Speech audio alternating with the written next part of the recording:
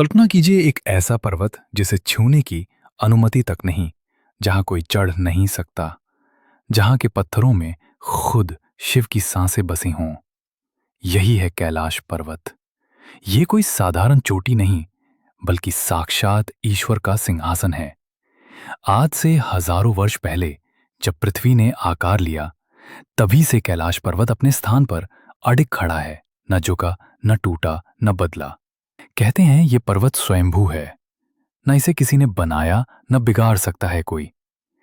तिब्बत के पठारों में स्थित ये पर्वत 6,638 मीटर ऊंचा है, पर यह ऊंचाई इसकी दिव्यता के सामने बौनी लगती है। हजारों वर्षों से यह केवल भक्तों के लिए नहीं, वैज्ञानिकों के लिए भी रहस्य बना हुआ है। कोई नहीं जानता कि इसके शिखर पर कौन सा चुंबकीय बल है जो घड़ी की सुई को उल्टा घुमा देता है, और क्यों इसके चारों दिशाओं से निकली नदियां सिंधु, सतलुज, ब्रह्मपुत्र और करनाली चार अलग अलग दिशाओं में बहती हैं। ये क्या मात्र संयोग है या कोई दिव्य गणना? कहानी की शुरुआत होती है प्राचीन काल से, जब मनुष्यों ने पहली बार ईश्वर के स्वरूप को महसूस किया। वही समय था जब शिव ने कैलाश को अपने धाम के रूप में चुना। कहते हैं एक बार देवताओं और दैत्यों के बीच तीव्र संग्राम हुआ, पूरा ब्रह्मांड थर्रा उठा। तब शिव ने ध्यान में बहने के लिए एक स्थान खोजा जहां कोई व्यवधान ना हो। वो स्थान था कैलाश पर्वत। यहाँ की हवाओं में शिव के डमरू की गूंज आज भी सुनाई देती है। कहते हैं रात्रि के तीसरे प्रहर में जब सारी दुनिया सोती है, तभी कैलाश के ऊपर कुछ अजीब प्रकाश तैरता है। वैज्ञानिक इसे अरोड़ा कहते हैं, पर जो साधु संत वहां तप कर चुके हैं, उनका कहना है कि वो शिव का तेज है जो रात्रि में ब्रह्मांड को प्रकाशित करता है।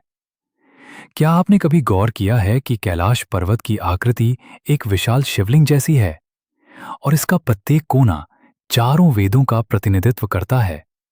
उत्तर में ऋग्वेद, दक्षिण में यजुर्वेद, पूर्व में सामवेद और पश्चिम में अथर्ववेद।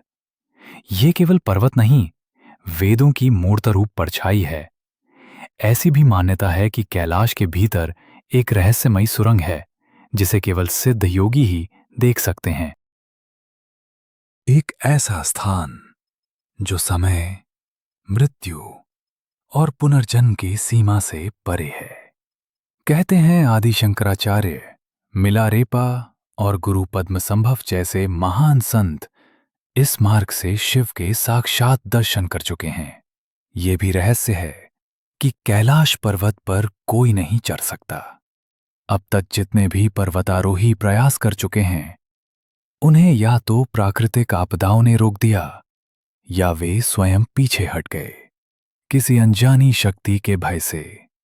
चीन सरकार ने भी कैलाश चढ़ाई पर प्रतिबंध लगा दिया है, क्योंकि वहां के स्थानीय बौद्धों का मानना है कि जो कैलाश चढ़ेगा वो अपने जीवन में अभिशप्त होगा। शिव पुराण में उल्लेख मिलता है कि कैलाश वो स्थान है जहां शिव और पार्वती एक साथ आनंदित अवस्था में तप करते हैं। उनकी तांडव की ऊर्जा ही इस पर्वत की धड़कन है। कुछ यात्रियों का कहना है कि उन्होंने यहां रहस्यमयी आकृतियां देखी। 3 आंखों वाला योगी जो कभी क्षण भर के लिए दिखता है और फिर अदृश्य हो जाता है। ऐसे कई संत हैं जिन्होंने केवल कैलाश की परिक्रमा करके मोक्ष की प्राप्ति की है। एक तिब्बती कथा के अनुसार एक संत ने 13 वर्षों तक बिना खाए केवल बर्फ चाटकर कैलाश की परिक्रमा की, और अंतिम समय में उनके मुख से ओम नमः शिवाय की ध्वनि के साथ शरीर त्याग दिया। कैलाश पर्वत की परिक्रमा भी रहस्य से भरी है। दक्षिणायन परिक्रमा जीवन का प्रतीक मानी जाती है, जबकि उत्तरायण परिक्रमा मृत्यु को दर्शाती है। ऐसा कहा जाता है कि यदि कोई व्यक्ति दोनों परिक्रमाएं पूरी कर ले, तो वो जीवन और मृत्यु दोनों पर विजय प्राप्त कर लेता है। इस पर्वत को केवल देखने मात्र से मनुष्य के भीतर की समस्त नकारात्मकता समाप्त हो जाती है।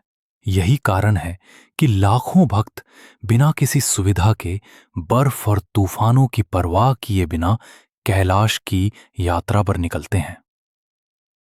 तो क्या कैलाश केवल एक पर्वत है? नहीं, ये एक ब्रह्मांडीय ऊर्जा का केंद्र है, एक जीवंत शिवलिंग, एक ऐसा धाम जहां शिव केवल विराजते नहीं, आज भी जीवित हैं। अब हम चलते हैं एक ऐसे प्रकरण की ओर जिसने कैलाश को केवल तप और ध्यान का स्थल नहीं, बल्कि शक्ति और अहंकार के टकराव का भी साक्षी बना दिया। ये कथा है रावण की। वही रावण जो लंका का सम्राट था, 10 शीश वाला, वेदों का ज्ञाता और शिव का परम भक्त। लेकिन इस कथा में रावण का भक्ति भाव एक मोड़ लेता है जब भक्ति में दंभ शामिल हो जाता है। रावण शिव का इतना बड़ा भक्त था कि उसने अपनी भुजाएं काटकर शिव को समर्पित कर दी थी। वो रावण जिसने संपूर्ण वेदों का पाठ किया था, जो संगीत का महान ज्ञाता था, जिसने रुद्रवीणा पर हजारों रचनाएं शिव को अर्पित की थी। शिव ने प्रसन्न होकर रावण को कई वरदान दिए, पर रावण की सबसे बड़ी इच्छा थी शिव को लंका लाना। एक बार रावण कैलाश पर्वत की ओर चला, अपने विशाल रथ पर, पूरी सेना के साथ। वो जानता था कि शिव वहीं ध्यान में लीन है। रावण ने कैलाश के सामने पहुंचकर शिव का स्तुति गान किया, घंटों वीणा बजाई, पर शिव ने कोई उत्तर नहीं दिया। वो तब भी समाधि में लीन थे। तब रावण के मन में एक विचार आया, जब शिव मेरी भक्ति स्वीकार कर चुके हैं, मुझे वरदान दे चुके हैं, तो अब मुझे उन्हें अपने साथ ले जाने का अधिकार है। इसी विचार के तहत रावण ने अपनी 10 भुजाओं से कैलाश पर्वत को उठाना शुरू किया। संपूर्ण ब्रह्मांड कांप उठा, नदियां उल्टी बहने लगीं, आकाश में उल्का गिरने लगे, दिशाएं चिल्ला उठीं। देवताओं ने भागकर ब्रह्मा और विष्णु से प्रार्थना की, कुछ कीजिए, रावण शिव को उठा रहा है।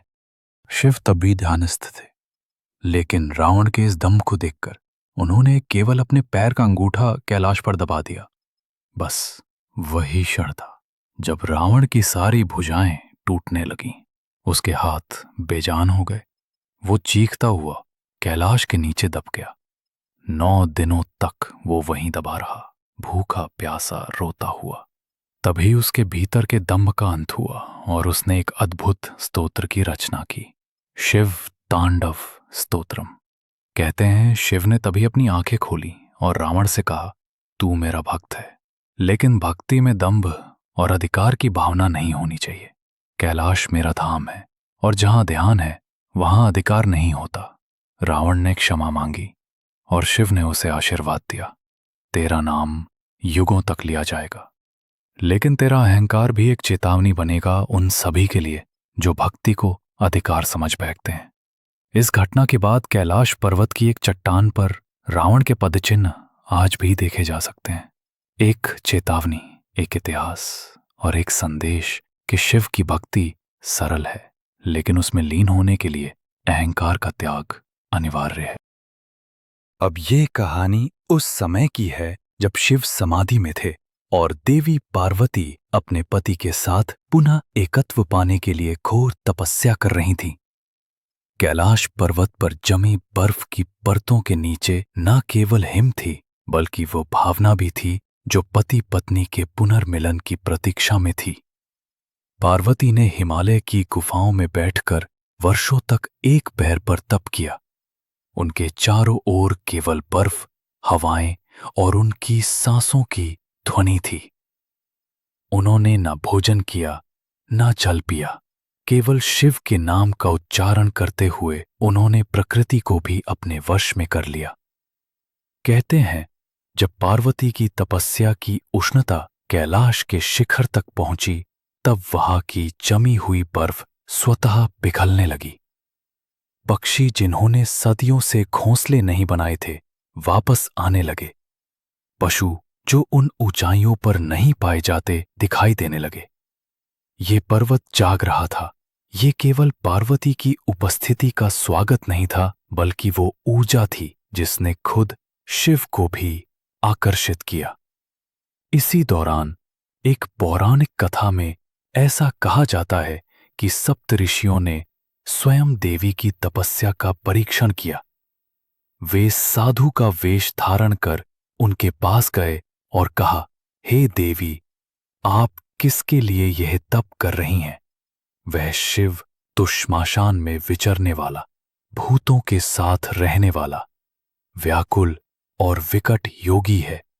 क्या आप सच में ऐसे योगी को अपना पति बनाना चाहती हैं? पार्वती का उत्तर अत्यंत सरल और स्पष्ट था। वह शिव नहीं, वह मेरे अस्तित्व का आधार हैं। शिव ही ब्रह्म है, शिव ही सत्य हैं। आप जिसे विकट कह रहे हैं, वही तो इस सृष्टि की गति है। मेरा यह तप उसी शिव को पुनः पाने के लिए है। सप्तऋषि अत्यंत प्रसन्न हुए और उन्होंने पार्वती को आशीर्वाद दिया।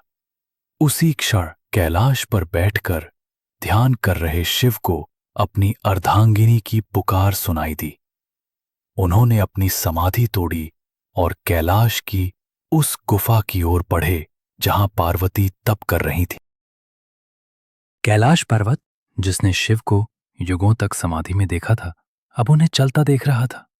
हवाएं मंद हो गईं, बर्फ जम सी गई और समय रुक सा गया। शिव जब गुफा के द्वार पर पहुंचे तो पार्वती ने अपनी आंखें खोली। दोनों की दृष्टि मिली और एक दिव्य आलोक उस गुफा से निकलकर पूरे कैलाश को प्रकाशित कर गया। इस पुनर्मिलन ने पूरे ब्रह्मांड को यह संदेश दिया कि प्रेम केवल भोग नहीं, तपस्या है, और कैलाश इसका साक्षी बना, उस मिलन का, उस ऊर्जा का, जो आज भी वहां की हर चट्टान में स्पंदित होती है।